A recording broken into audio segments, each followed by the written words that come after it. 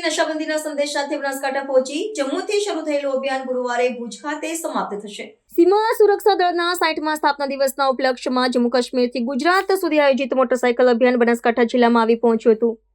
જિલ્લાના નડાબેટ ખાતે આ જવાનોનું ઉષ્માભર્યું સ્વાગત કરવામાં આવ્યું હતું, જ્યાં સ્થાનિક પ્રશાસન અને નાગરિકોએ દેશભક્તિના નારાઓ સાથે તેમને આવકાર્યા હતા। આ અભિયાન સીમા સુરક્ષા દળના શૌર્ય અને રાષ્ટ્ર સેવાના 6 દાયકાની ઉજવણીનો એક મહત્વપૂર્ણ ભાગ છે। આ મોટરસાયકલ રેલીનો મુખ્ય ઉદ્દેશ્ય દેશના યુવાનોમાં નશાખોરી વિરુદ્ધ જાગૃતિ ફેલાવવાનો અને તેમને રાષ્ટ્ર નિર્માણમાં યોગદાન આપવા માટે પ્રેરિત કરવાનો છે। જાંબાઝ તરીકે ઓળખાતા બીએસએફના પુરુષ અને મહિલા જવાનો આ રેલીમાં જોડાઈને દેશભરમાં નશામુક્ત ભારતનો મજબૂત સંદેશો પહોંચાડી રહ્યા છે। આ યાત્રા દરમિયાન જવાનોએ વિવિધ સ્થળોએ સ્થાનિક લોકો, ખાસ કરીને શાળા કોલેજના વિદ્યાર્થીઓ સાથે સંવાદ કર્યો હતો।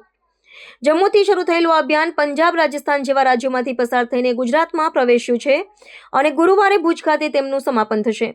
આ સમગ્ર યાત્રા દરમિયાન બીએસએફના જવાનોએ દળની ગૌરવશાળી પરંપરા અને શિસ્તનું પ્રદર્શન કર્યું છે, જે યુવા પેઢી માટે પ્રેરણારૂપ બન્યું છે। બનાસકાંઠામાં રોકાણ બાદ આ રેલી તેના અંતિમ મુકામ ભુજ તરફ આગળ વધી હતી।